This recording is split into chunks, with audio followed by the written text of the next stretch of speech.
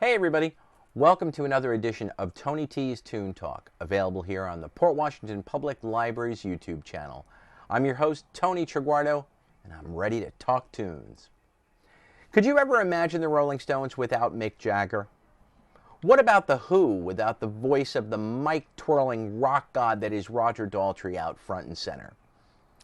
In many instances, the success of a band is based heavily on the members' chemistry, and if there's a frontman, his charisma and talent often helps to keep the band on the charts.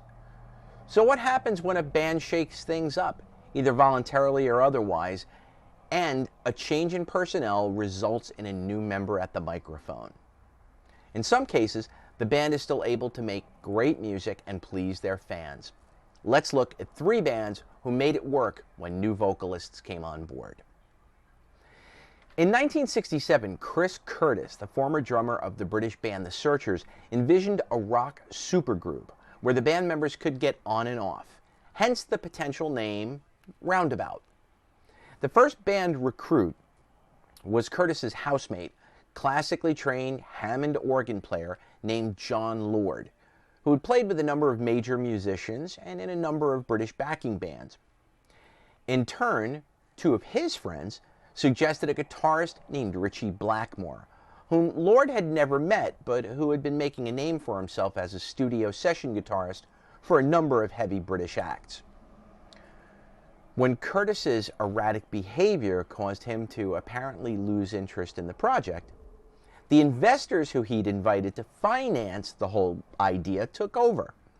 And since they were now fascinated with the possibilities of a band that would include John Lord and Ritchie Blackmore, the project went forward. After holding a series of auditions and interviews based on their mutual music connections, the new band's initial lineup of Ian Pace, Nick Simper, Rod Evans, Ritchie Blackmore, and John Lord fell into place. And now in April of 1968, during a tour in which they were still being billed as Roundabout, Ritchie Blackmore suggested a new name, Deep Purple, after his grandmother's favorite song. Everyone had actually posted their band name ideas on a board during one of their rehearsals, and the idea was to choose from one of those. The second choice after Deep Purple was Concrete God. They thought maybe that would be a little bit too heavy. And so it was, in May of 1968, this original version of the band recorded their debut album, Shades of Deep Purple. The band scored a hit in North America with a cover of Joe South's song, Hush.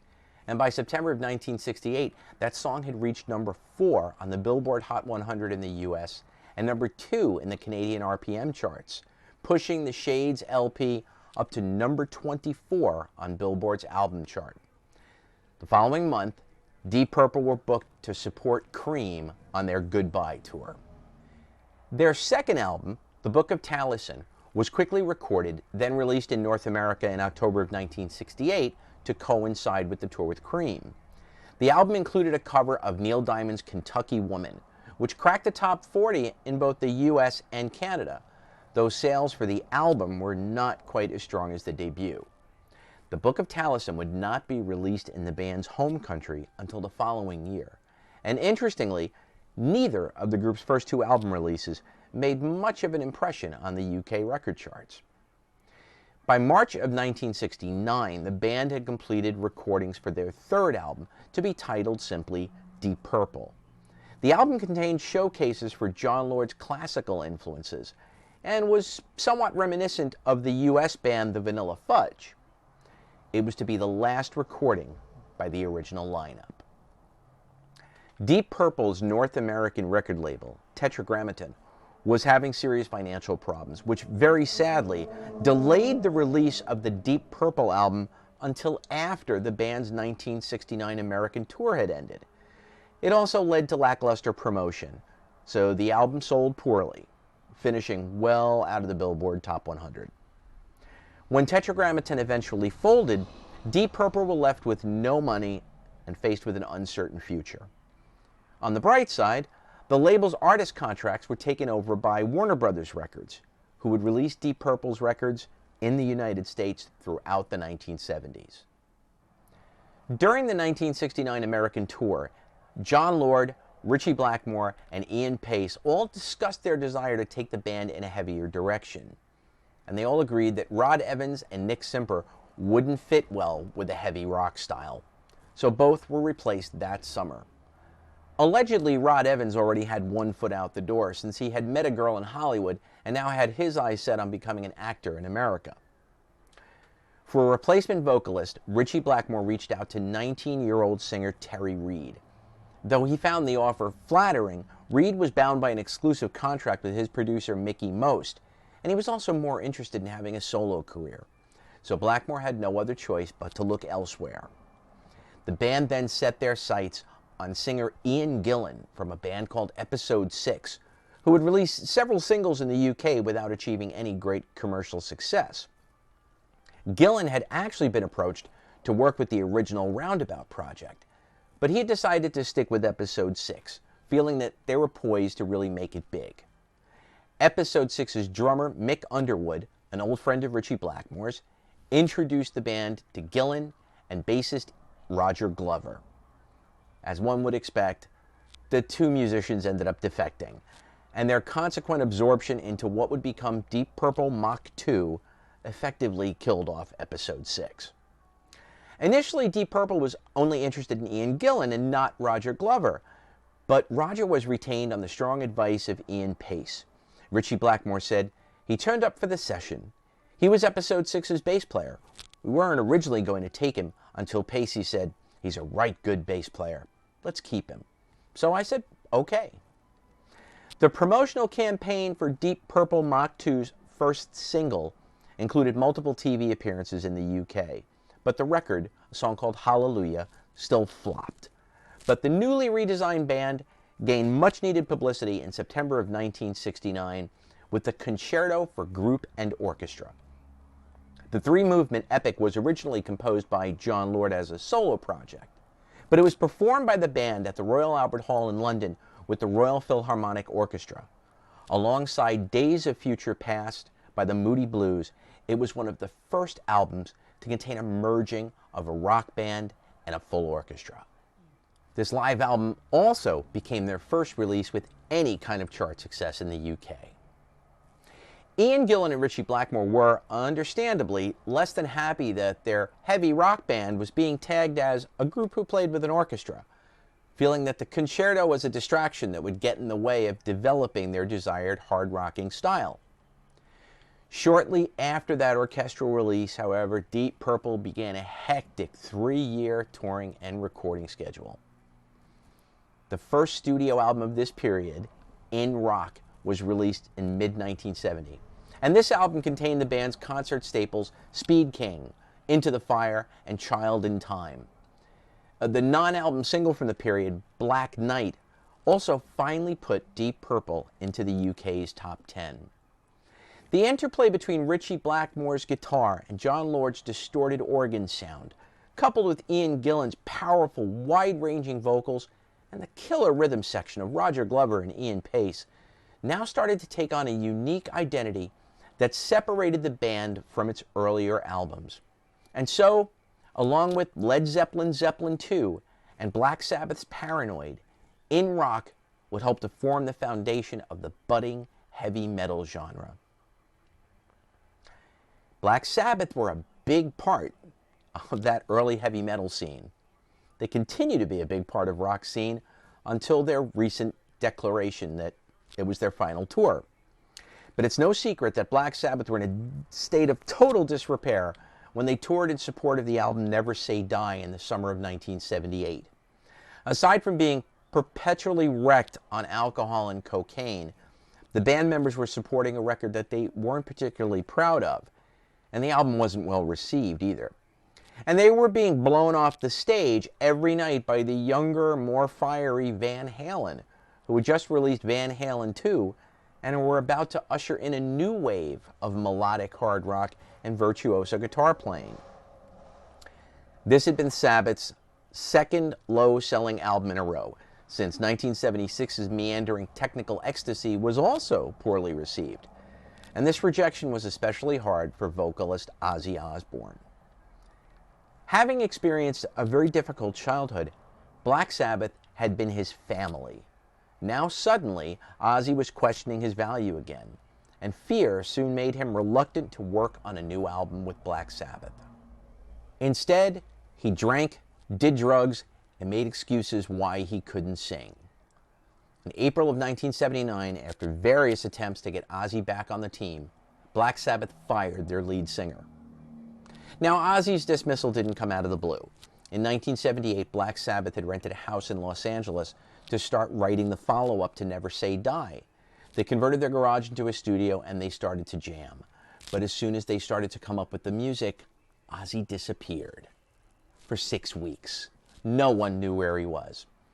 He had been out going to clubs, upping his drug use, and not coming home, Tony Iommi, the band's guitarist, said. He came apart on us. Well, with Ozzy missing in action, the rest of the band felt handicapped. Geezer Butler, who had quit taking drugs in 1976, wanted to write the album without him. But the other members simply used Ozzy's absence as an excuse to indulge in their own excesses. They did manage to be functional when it came time for rehearsal, though. The problem with Ozzy was when he did show up, he was too trashed to sing. Geezer Butler said, it got to the point where the other guys said, well, look, if we don't do anything, we're going to break up. We can't stand it. We're going to leave. So that was the decision between the three of us. We said we're going to have to replace Ozzy. After a few months, it just became clear nothing was going to get done until the band had a functional singer to work with. It was decided that drummer Bill Ward would break the news to Ozzy that he was being kicked out. Ozzy felt betrayed, particularly by his longtime musical partner Tony Iommi, who he felt was purposely pushing him beyond his current limits in the studio.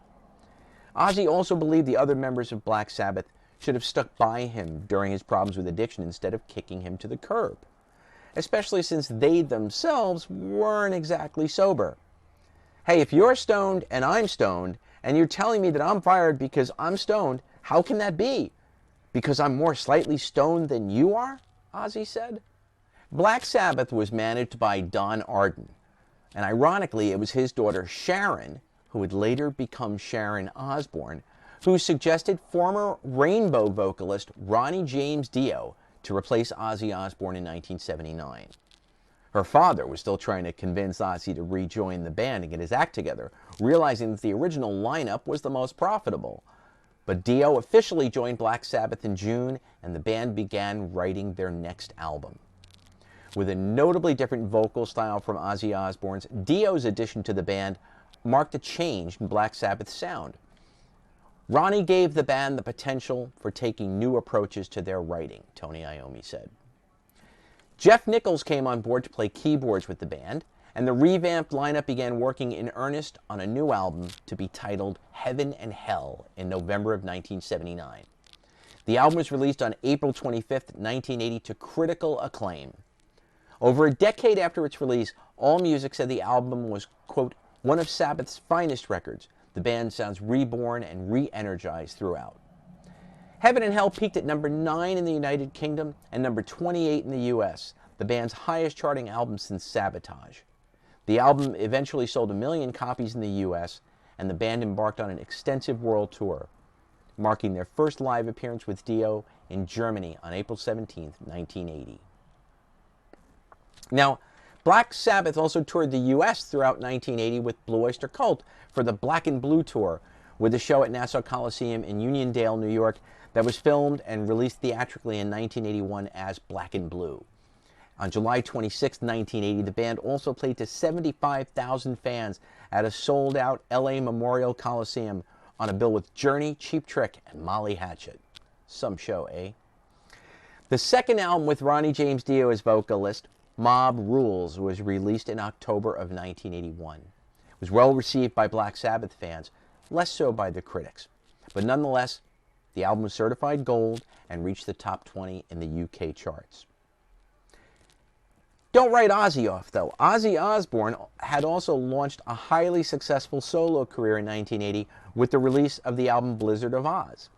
He eventually married Sharon Arden, achieved his much sought-after sobriety, and became one of the world's first reality TV stars.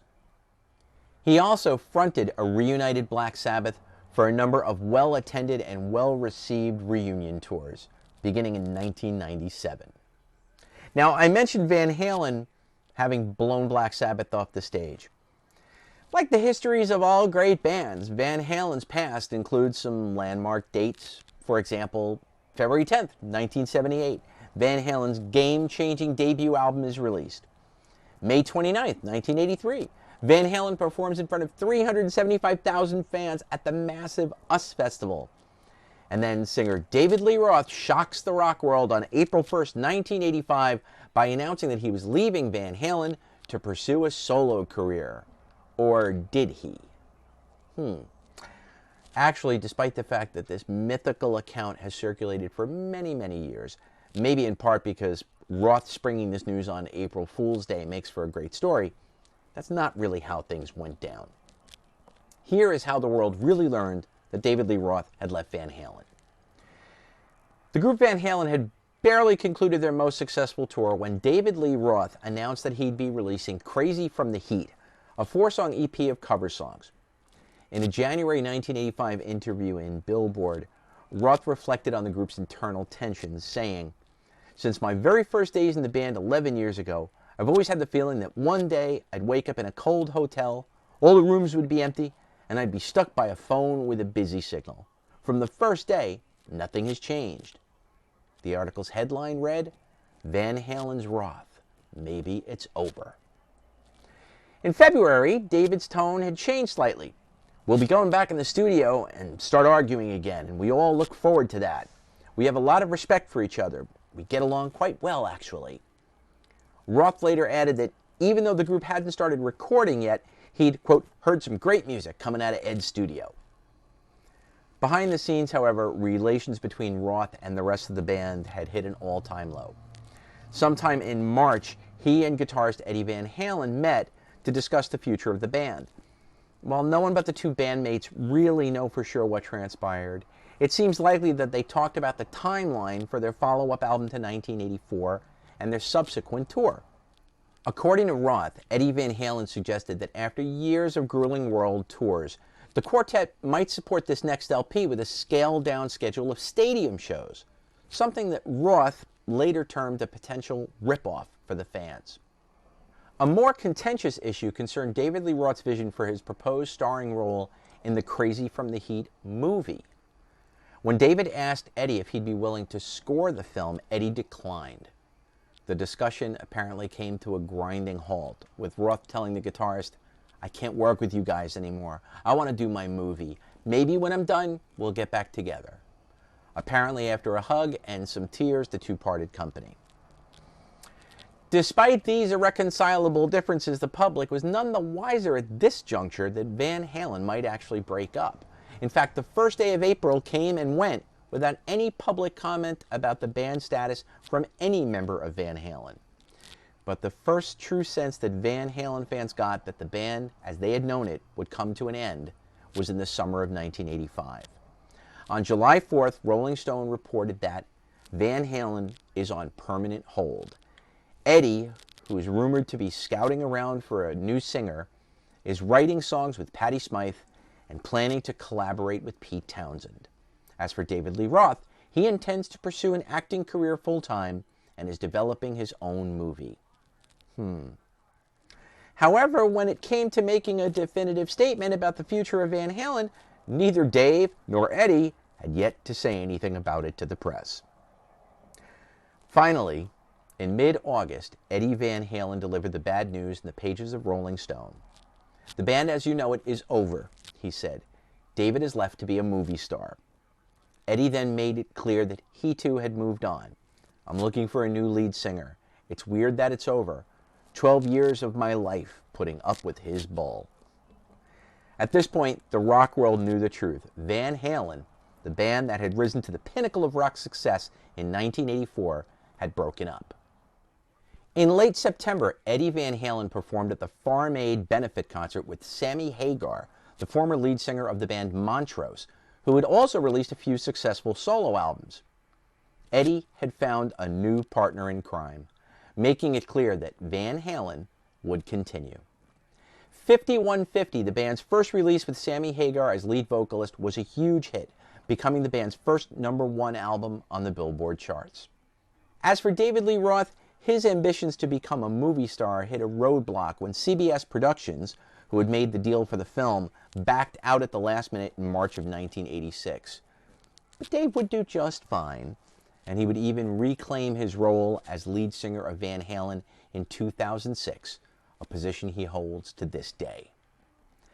Many other rock bands have done frontman change-ups over the years, but that's all the time we have to talk about it on this episode of Tony T's Toon Talk. Meanwhile, please remember that so much of the amazing music that I've talked about today can be found on the streaming services available through your local public library. Thanks for watching, and happy listening.